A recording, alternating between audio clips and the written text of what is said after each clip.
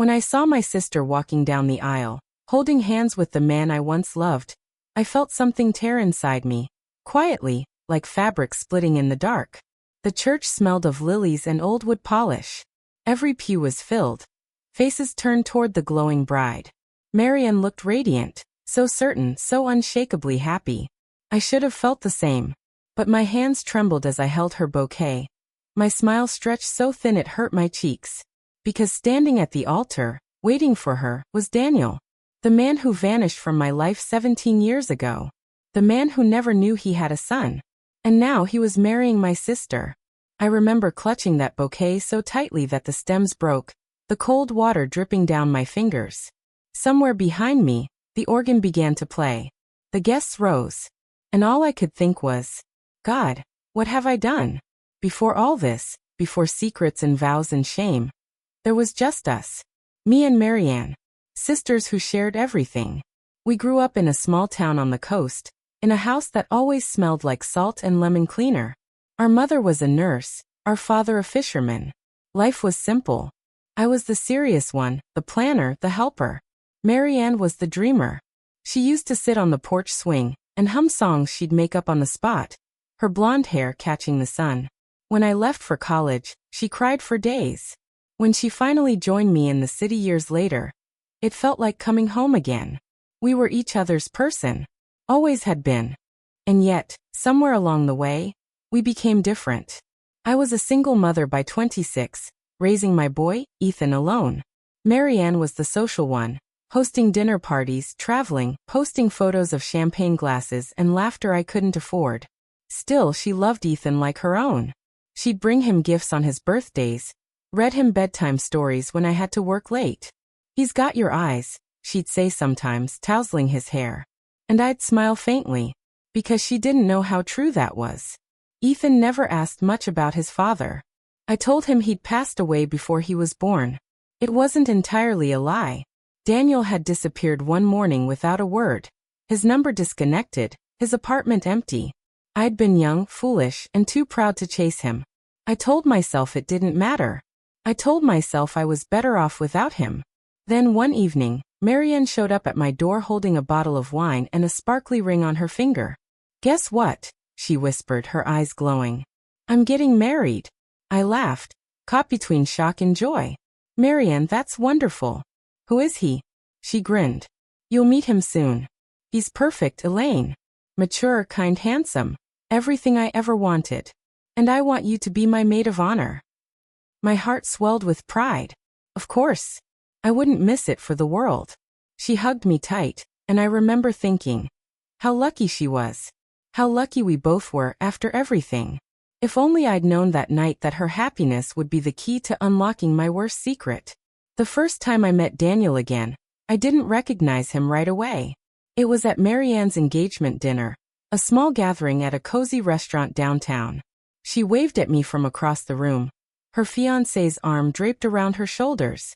He had dark hair flecked with gray now, neatly trimmed beard, a sharp suit that spoke of success. Elaine, this is Daniel, she said proudly. Daniel Hart. He extended his hand, polite smile in place. It's a pleasure to finally meet you. Marianne talks about you all the time. The world tilted slightly under me. That voice, calm, steady, familiar. Those eyes, deep hazel with a hint of gold. I forced a smile and shook his hand. Nice to meet you too. He didn't flinch. Didn't seem to recognize me. But then again, I was no longer the 21-year-old girl he'd once known. I'd changed my hair, my name. After Ethan was born, I'd taken my mother's maiden name again. It was safer that way. Throughout dinner, I watched him. The way he held his wine glass with his left hand, just like before. The way he smiled when he was nervous, tight at the corners. The small scar on his chin, he'd gotten it after a motorcycle accident years ago. It was him. No doubt. At one point he turned to me and said, "You look oddly familiar, Elaine. Have we met before?" My heart froze. Marianne laughed. She has one of those faces. Everyone says that. I forced a laugh too, even as my pulse hammered in my throat. No, I said softly. I don't think we've met. But later that night, when I got home, I went straight to Ethan's room. He was asleep, sprawled across his bed, a book still open beside him. I stared at his face, those same hazel eyes, that same dimple on his right cheek. And for the first time in years, I felt the full weight of my secret. What would Daniel do if he found out? What would Marianne do? I told myself it didn't matter. He was her fiancé now. The past was gone. Buried. But secrets, they have a way of clawing their way back to the surface. The following weeks were a blur of wedding preparations, dress fittings, floral arrangements, cake tastings. Marianne wanted everything perfect. She glowed with happiness, and I tried to match her energy, but inside I was unraveling. Daniel was around more often, dropping by to discuss plans or pick Marianne up. Sometimes Ethan was home when he came. The first time they met, I almost stopped breathing. "This must be Ethan," Daniel said, smiling warmly. Ethan nodded shyly. "You're a handsome young man," Daniel said. "You remind me of someone I knew." I laughed nervously. "Probably your reflection." I joked too quickly. He smiled, not catching the tremor in my voice. Later, after they left, Ethan frowned. "Mom, do I know him? He seems familiar." I swallowed hard. "No, honey. Just your aunt's fiancé." He nodded, but something in his expression told me he wasn't convinced. That night I couldn't sleep. Every time I closed my eyes, I saw Daniel's face, saw the day he'd left me, the empty apartment, the note he never wrote. And now he was back. In my sister's life. In my son's orbit. Like a ghost that refused to stay buried. The next morning, Marianne called. "Elaine, you were so quiet last night," she teased. "Don't tell me my fancy fiancé intimidated you." I forced a laugh. "Of course not. I'm just tired, that's all." She chuckled, breezy and light. "You better get used to him. He's going to be family soon." Family. That word made my stomach twist. After we hung up, I sat at the kitchen table staring at Ethan's cereal bowl. Milk half gone, spoon still resting inside. He had already left for school. The morning sun poured through the window, glinting off the metal faucet, and all I could think about was how easily Daniel had slipped into our lives again. As if fate had been waiting, biding its time. That week, Marianne invited me to go wedding dress shopping with her. "Daniel's busy with work," she said. "So I need my sister's honest eye." I tried to decline, but she insisted. "You're my maid-of-honor. You have to be there." So I went. The boutique was soft and perfumed, mirrors glinting from every wall. As she tried on gown after gown, I watched her spin before the mirror, laughing and glowing. She looked so beautiful, so innocent. And every time she turned to me with those bright eyes, my heart cracked a little more. "You think Daniel will like this one?" she asked, twirling in a lace dress that shimmered under the lights. I nodded automatically. "He'll love it." "Good," she smiled, "because I want him to cry when he sees me walk down the aisle." That line, "cry when he sees me walk down the aisle," stayed with me for days. Because I had once imagined that, too. I'd imagined walking toward him in a white dress, his eyes glistening with love. Instead, I'd walked away from him with a child in my arms and no promise to hold. A few nights later, Daniel came by to drop off some wedding files Marianne had forgotten at his place. Ethan was doing his homework at the table, pencil tapping against his notebook. I didn't expect Daniel to stay long, but he lingered. "You've done a wonderful job raising him," he said quietly after a while. "He's polite, bright. You must be proud." "I am," I said carefully. He smiled, watching Ethan from across the room. "He reminds me of someone I used to know when I was younger. The way he talks, the way he frowns when he's thinking." I froze. "Oh, yeah." He chuckled softly. "Her name was Lainey. Sweet girl. We dated briefly years ago. But I messed it up." The name hit me like a slap. He remembered. Not clearly, but enough. I swallowed the panic building in my throat. What happened to her? He shrugged. "Life, I guess. I left town for work. We lost touch. I've always wondered what became of her." I forced a smile that felt like glass in my mouth. "I'm sure she moved on." He nodded. "I hope so." When he finally left, I locked the door behind him and leaned against it, shaking. He didn't recognize me fully, not yet. But some part of him was stirring, reaching back through the years. And if he kept spending time around Ethan, it was only a matter of time before the truth surfaced. The first crack appeared 2 weeks later. Marianne called me late at night, her voice trembling. "Elaine, do you think Daniel's hiding something from me?" My heart skipped. "What do you mean?" "I don't know. He's been distant lately. I caught him looking at a photo of a young woman on his phone. He said she reminded him of someone from his past. But when I asked who, he changed the subject." I held my breath. "Did you ask again?" She sighed. "No. I didn't want to seem jealous. But it's strange, isn't it? Why would a man about to get married keep old memories around?" I murmured. "People hold on to ghosts sometimes." Marianne was silent for a moment. "You sound like you know what that feels like." I closed my eyes. "Maybe I do." That night, I dreamt of the day Daniel left me. I was 21, waiting at a cafe near his apartment. Rain lashed against the windows, and I remember staring at the clock as minutes turned into hours. He never came. A week later, I discovered I was pregnant. I tried calling him, but his number was disconnected. His landlord said he'd moved out suddenly. No forwarding address. No note. Nothing. I'd built my entire young adulthood around him. And then overnight he was gone. And now here he was again. Sitting at Sunday dinners. Toasting with my sister. Smiling at my son. The past and present colliding like a cruel joke. The next morning, Ethan came into the kitchen holding his phone. "Mom, look. Aunt Marianne posted this." It was a photo of her and Daniel at the park. Daniel had Ethan's baseball cap on his head, grinning like a teenager. The caption read, "Practice for fatherhood someday." I felt my knees weaken. Ethan laughed. "He's funny. He told me he used to play baseball too. Maybe he could help me practice sometime." I looked at him, my chest aching. "Ethan, maybe it's better if you don't spend too much time with him, okay?" "Why?" he frowned. "I just think he's busy, sweetheart." Ethan studied me for a moment, suspicion flickering in his eyes. "You don't like him, do you?" I hesitated. "It's complicated." He nodded slowly, then went back to his cereal, but I could tell his mind was turning. He was a smart boy, too smart. That evening, I found him rummaging through old photo boxes in my closet. "What are you doing?" I asked sharply. He startled. "I was just looking for pictures of you when you were young." "Why?" He shrugged. "Just curious." But when I checked the box later, I noticed one photo missing, the one of me and Daniel at a beach, taken before he left. Ethan must have seen it. The realization hit me like cold water.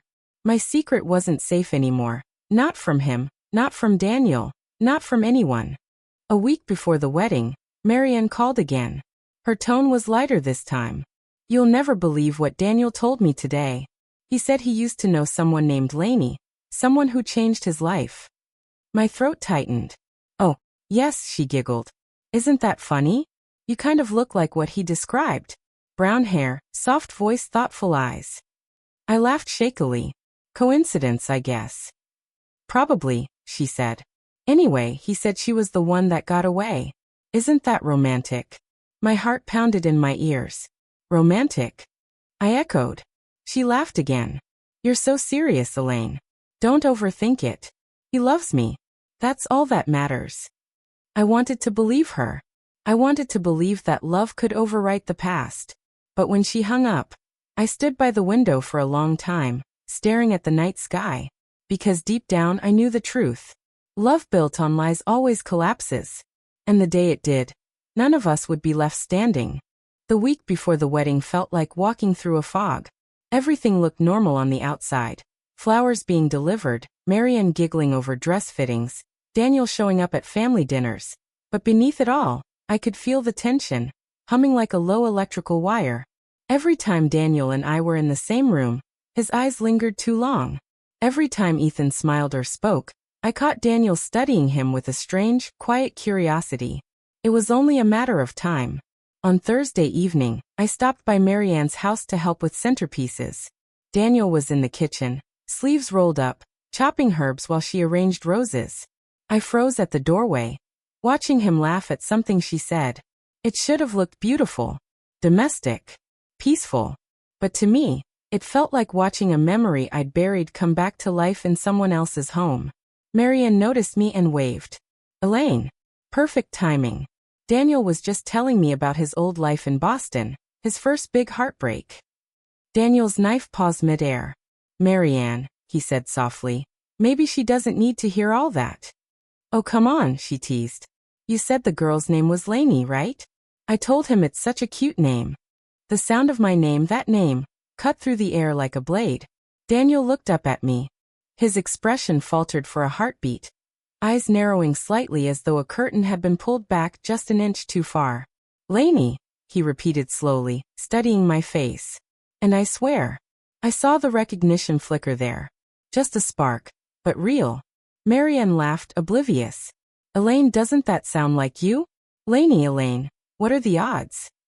I forced a smile. Pretty small, I'd say. Daniel set down the knife and excused himself to the patio. My hands trembled as I arranged the roses. Marianne looked up. You okay? You look pale. I'm fine, Elide. Just tired. But inside, I knew the clock had run out. He remembered me. And if he remembered me, it meant everything else was about to unravel. That night, my phone buzzed around 11 p.m. A text. From Daniel. Daniel, can we talk? Just us. Me about what? Daniel, about the past. About Ethan. I stared at the screen for a long time before typing back. Mino, there's nothing to say. Daniel, there's everything to say. I know, Elaine. My heart stopped. I threw on a coat and stepped out onto the porch, pacing in the cold air. The street was quiet except for the hum of distant traffic. Then headlights appeared, and Daniel's car pulled up. He got out, eyes tired, expression unreadable. I shouldn't have texted, he said softly. But I had to know. Know what? I asked, my voice shaking. He stepped closer. It's him, isn't it? Ethan. He's mine. I felt my breath catch in my throat. You have no right to. I'm not angry, he interrupted. Just shocked. All these years, Elaine? Why didn't you tell me? Because you left, I said bitterly. You disappeared without a word. I was alone. I didn't even know where you went. He shook his head, pain crossing his face. My father had a heart attack. I had to move across the country overnight. I tried calling, but your number was disconnected. I thought you wanted nothing to do with me. The night air was heavy between us. Every breath hurts. I built a life without you, I said quietly. I raised our son alone. And now you're marrying my sister. He looked down, his voice trembling. I didn't know. If I had. But you do now, I cut in. And you're going to keep quiet. For everyone's sake. He stared at me for a long moment. Do you really think that's possible? I didn't answer. He ran a hand through his hair, voice breaking. Elaine, I can't just stand at that altar next week pretending none of this exists. She deserves honesty. I turned away. So did I. He flinched at that, but didn't argue. When he left, I sank onto the porch steps, my whole body trembling. I knew what had to happen next. Someone was going to break. And I just prayed it wouldn't be my sister. The morning of the wedding was bright and cruelly beautiful.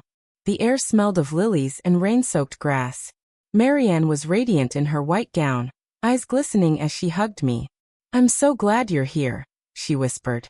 You've always been my rock. I smiled weakly, my chest tightening. Always. Daniel avoided my gaze all morning. I could feel the tension radiating off him as the photographer snapped pictures, and guests milled about, unaware of the storm brewing beneath the smiles.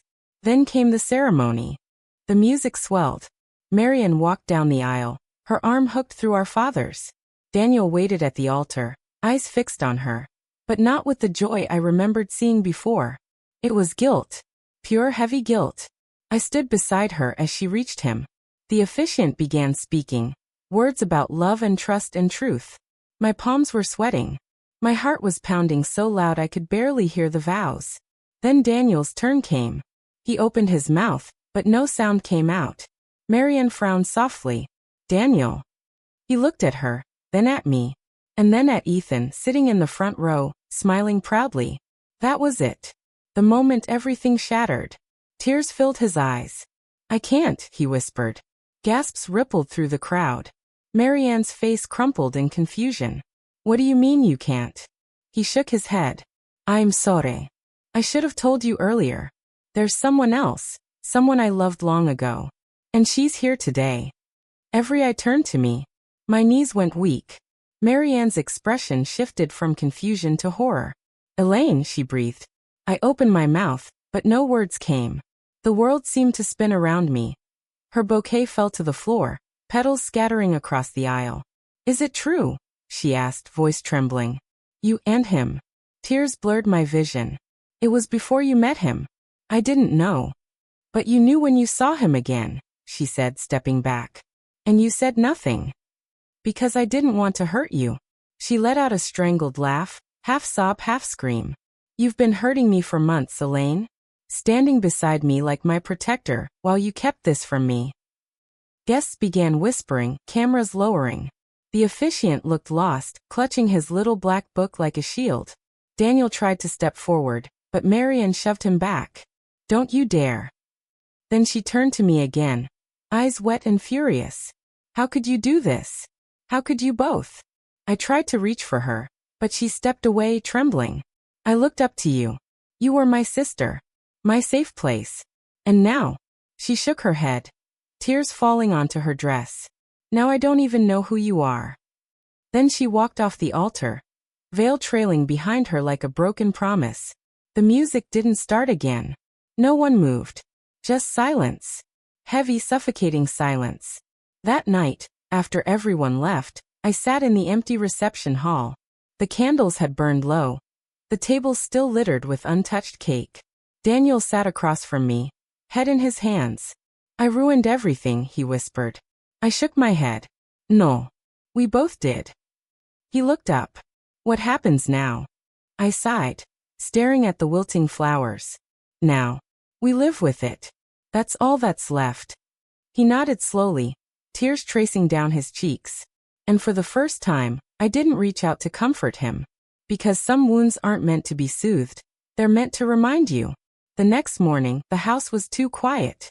No laughter, no wedding chatter, no clinking of champagne glasses. Just silence.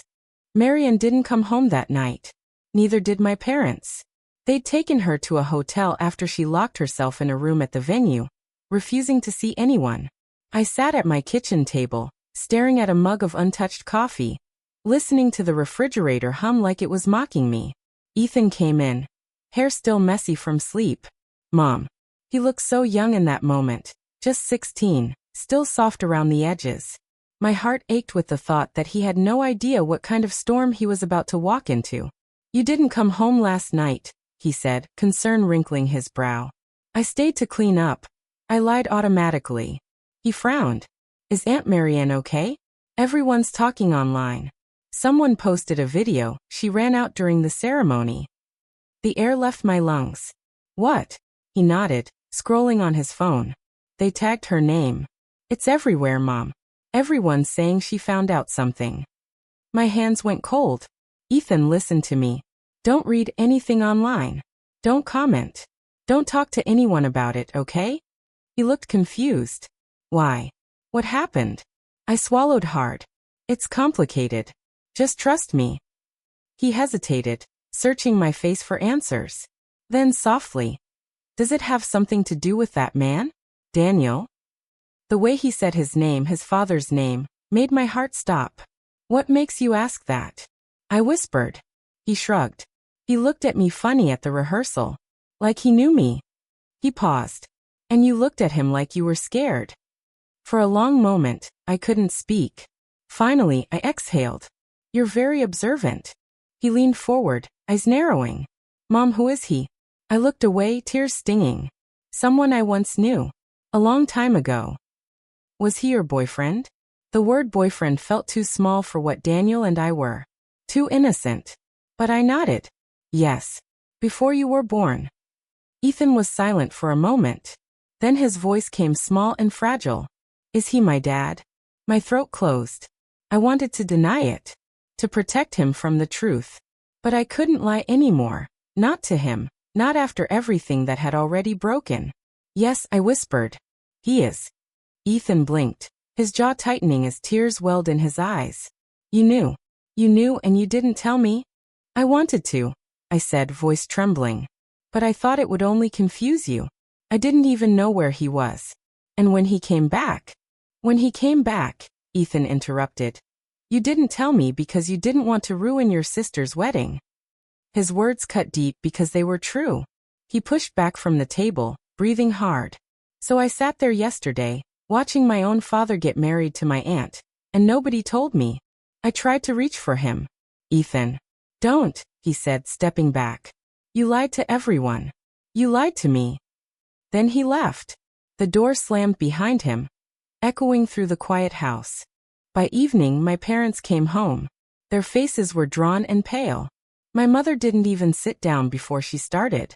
Elaine, what have you done? Her voice wasn't angry, it was broken. I couldn't meet her eyes. I didn't plan for this. I never meant for her to find out like that. She's gone, my mother said. Marianne left town. She packed her things and said she needs time away from this family. My father stood by the door, arms crossed, silent. She'll come back, I said softly. She needs truth. My mother snapped. Not more excuses. You should have told her the moment you saw him. I nodded, tears burning. I know. I was afraid. You were selfish, my father said quietly. His words hurt more than any shouting could. They left soon after, too exhausted to look at me. That night, I sat alone in Ethan's empty room. His bed was unmade, his backpack gone. He'd gone to stay with a friend. On the desk, his school photo smiled up at me, his crooked grin, his father's eyes. For the first time, I understood what it meant to lose everything you love by trying too hard to protect it. 2 days later, Daniel showed up at my door. His face was gaunt, sleepless. She won't answer my calls, he said. She left me a note. Said she's done with both of us. I stepped aside, letting him in. He sat at the table where Ethan and I had once eaten breakfast every morning. The same table where I had just destroyed our family. What now? He asked. Do we just pretend this never happened? No, I said. We face it. Quietly. Honestly. He rubbed his face. I can't stop thinking about him. About Ethan. He deserves to know me. I hesitated. He knows who you are now. But he doesn't want to talk to either of us. Daniel's voice cracked. I never wanted this. I wanted to start over. I thought Marianne was my second chance at life. I didn't know she was connected to my past. I sighed. Life has a cruel sense of humor sometimes. We sat in silence for a long time. Finally, I said, if you love her, let her go. Let her heal without dragging this through the dirt. Don't make it worse by chasing redemption in public. He nodded slowly. And what about us? There is no us, I said, steady now. There never will be. The only thing we share is a son who deserves better than either of us have been. Daniel looked at me for a long moment, then stood. You're right. He walked to the door, pausing before he left. Tell him I'll wait. As long as it takes. And then he was gone. Weeks passed. Marianne stayed away, no calls, no messages. My parents spoke to her sometimes, but she wouldn't mention me. Ethan came home one evening without warning. He didn't say anything at first, just stood in the doorway, taller than I remembered. I talked to him, he said finally. Daniel. I froze. You did. He nodded. He told me everything. Didn't make excuses. Just said he's sorry. That he wants to get to know me when I'm ready. I swallowed hard. And what do you want? He looked down. I don't know yet. But I don't hate you, Mom. Not anymore. Tears filled my eyes. You have no idea how much that means. He nodded. I need some time. I'll give you all the time you need, I whispered. He smiled faintly before heading upstairs. And for the first time in weeks, I felt something small and fragile take root again inside me. Not happiness, just hope. It was nearly 3 months before I saw Marianne again. I was in the garden one late afternoon, pulling weeds that had crept between the roses, when I heard footsteps behind me. The air shifted, that quiet pause before a storm. When I turned, She was standing there at the gate. Her hair was shorter, her face thinner. She looked older, like someone who had aged years in weeks. For a moment, neither of us spoke. The sound of wind through the leaves filled the silence between us. "Can I come in?" she asked finally. I nodded. "Of course." She followed me inside, glancing around as if she were seeing the house for the first time. Every photo, every corner carried a memory of our childhood, and maybe that's what made it harder. "I heard about Ethan," she said softly, sitting at the edge of the couch. "Mom said he's been spending time with Daniel." I nodded, sitting across from her. "He has." Slowly, cautiously. "They're both trying." She looked down, twisting her hands together. "And you? How are you holding up?" I almost laughed, not because it was funny, but because of how strange it felt to hear her asking after me. "I'm surviving," I said, "trying to make peace with things I can't change." Marianne nodded, her eyes glassy. "I've been angry at you for so long, Elaine. I thought you'd done this to hurt me, that you wanted to ruin my happiness because you couldn't have yours." Her voice trembled. "But then I thought about it, really thought about it, and I realized you've been hurting far longer than I have." I looked away, my throat tightening. "I kept asking myself," she continued, "why didn't you tell me? Why keep it secret?" "Because I was ashamed," I said quietly. "Ashamed of my choices. Ashamed of bringing a child into the world under such circumstances. I didn't want to be judged, and I didn't want you to think less of me." Her lips quivered. "You're my sister, Elaine. You should have known nothing could make me think less of you." I let out a shaky breath. I know that now. But back then, I was just a scared 20-year-old girl trying to hold my life together. Marianne's eyes softened. "And him? Daniel? Did you ever love him?" I hesitated. I thought I did. But it wasn't real love. It was infatuation wrapped in loneliness. I loved the idea of being seen, of being wanted. That's what blinded me. She nodded slowly, tears spilling down her cheeks. I believed him when he said I was the first woman who made him feel at peace. I guess I wanted to believe that more than anything. I reached for her hand. This time she didn't pull away. "None of this is your fault, Marianne," I whispered. "He's the one who kept the truth from both of us. You didn't deserve what happened." She looked at me, her expression a mix of pain and understanding. "Neither did you." We sat there for a long time. Two sisters, both wounded, both tired of pretending strength. "I'm not ready to forgive everything," she said finally. "But I don't want to hate you anymore. Hate is too heavy." I smiled through my tears. That's all I could ever ask for. In the months that followed, things began to shift. Not quickly, but gently, like snow melting into spring. Marianne moved into her own apartment. She started volunteering at a women's shelter, helping others rebuild their lives. "It helps," she told me one day, "seeing that pain doesn't have to end in bitterness." Ethan started visiting Daniel once a week.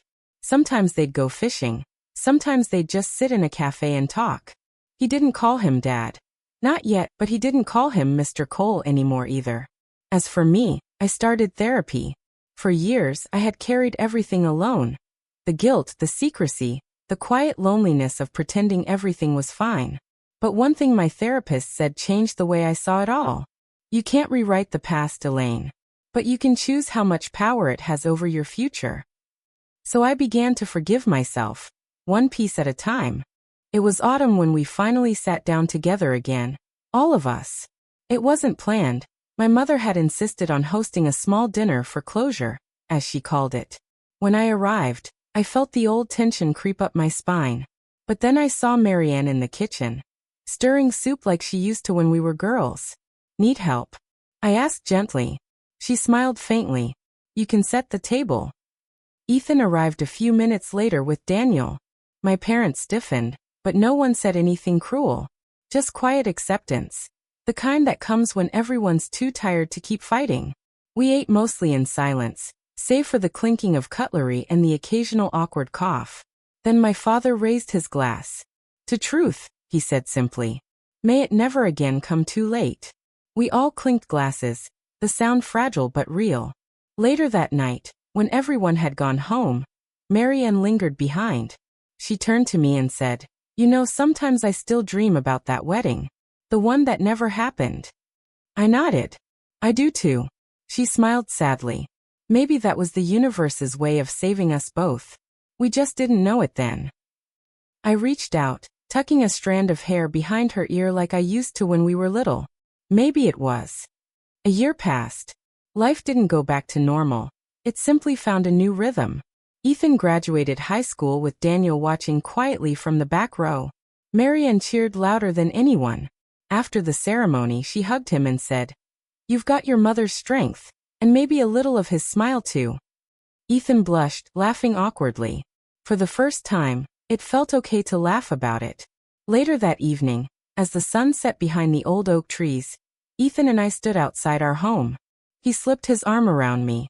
"You did okay, Mom." "Did I?" I asked softly. He smiled. "You messed up a lot. But you never stopped loving me. And I think that counts for something." My eyes filled with tears. It counts for everything. Sometimes, when the house is quiet and the world feels gentle again, I think about that day, the wedding that wasn't. I used to see it as the moment everything fell apart. But now I see it differently. That day, the truth finally came out from the shadows. It hurt, God, it hurt. But it also set us free. Because secrets are like glass. The longer you hide them, the more they crack under the weight of silence. I learned that love without truth isn't love at all. And forgiveness isn't forgetting. It's choosing not to let pain dictate the rest of your life. So now, I live with open hands, not clenched fists. And every time I look at my sister, my son, even Daniel, I see not betrayal, but survival. We all lost something that day. But maybe in a strange way, we also found something else. Honesty, healing, and a chance to begin again. You know, sometimes life doesn't break you in one big moment. Sometimes, it breaks you in small, quiet ways. The kind that don't make noise, the kind that just sit with you in the dark. That's what those years were for me. A long, quiet breaking. And I think that's why the truth, even though it came like a storm, felt almost like mercy. Because at least storms remind you that you're still alive. For so long, I told myself that keeping secrets was a way of protecting the people I loved. But the truth is, secrets don't protect anyone. They just build walls that no one knows how to climb. I spent half my life trying to be perfect. The perfect daughter. The perfect sister. The perfect mother who never let her child see her cry.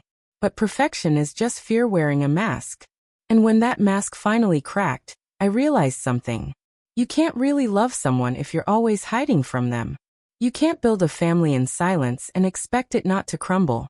It took years to forgive myself for what happened. Years to stop replaying that night. The look on Marianne's face when she realized the man she loved had already been a part of my life in ways she couldn't imagine. People ask me sometimes if I wish I had told her sooner. And I do. God, Ido. But I also know that sometimes we don't tell the truth because we're still trying to survive it. I wasn't ready to face the consequences back then. I wasn't strong enough to say, yes, this is what I did. Yes, this is who I am. And maybe that's the saddest part of growing up. Realizing how much pain could have been spared if we'd only been a little braver, a little sooner. But let me tell you something, darling. Healing doesn't come in a straight line. Some days, it'll feel like you're moving forward. And others, like you're right back in the middle of the storm. You'll look at old photos, or hear a familiar song, and for a second it'll all come rushing back. The guilt, the grief, the what-ifs. But then you'll remember. You survived. And survival isn't pretty. It's messy, it's painful, it's full of mistakes. But it's real. When I see my sister now, we don't talk much about the past. We don't need to. We've both made peace with the idea that forgiveness doesn't mean erasing the pain. It just means choosing to stop carrying it every day. She once told me, we can't undo what's been done, but we can decide what we do next. And she was right. Because that's what family really is. Not the people who never hurt you, but the ones who stay when it would have been easier to walk away. Ethan's grown now.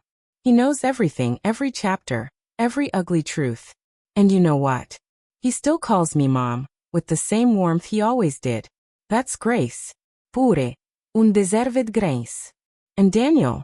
We don't speak often. Our connection is cautious, fragile. But it's rooted in accountability now, not secrecy. He's rebuilding too, in his own way. And maybe that's enough. Sometimes I sit on the porch in the evenings, a cup of tea warming my hands, and I look out at the horizon. I think about the girl I used to be, the one who thought she could hide from her own story. And I wish I could tell her, you don't have to be ashamed of being broken. You just have to be brave enough to heal out loud. Because healing in silence is still another kind of hiding. And so, if you're listening to this right now, if you've ever buried a truth so deep inside that it started to eat away at you, please don't wait for the perfect moment to speak it. There's no such thing. The truth will hurt. It will shake the ground under your feet. But it will also set you free, piece by piece, day by day. And when the dust settles, when you look around at what's left, you might just realize that what remains is more honest, more human, and more beautiful than the lie ever was. If you've ever lost someone to misunderstanding, if you've ever watched love fall apart under the weight of something left unsaid, then you know the ache that sits behind this story. So tell me, dear listener, if you were in my place, would you have told your sister the truth from the start? Or would you have kept it buried, thinking you were protecting her and yourself from heartbreak? I don't know if there's a right answer. Maybe there never was one. But I do know this. When you hide the truth, you delay the pain. You don't erase it. And the longer you wait, the louder it demands to be heard. So whatever truth you're holding tonight, whatever secret sits heavy on your chest, maybe it's time to stop carrying it alone. Because somewhere out there, someone deserves to hear it. And maybe, just maybe, you deserve to finally let it go. This was my story. Of love, of loss, of the heavy price of silence.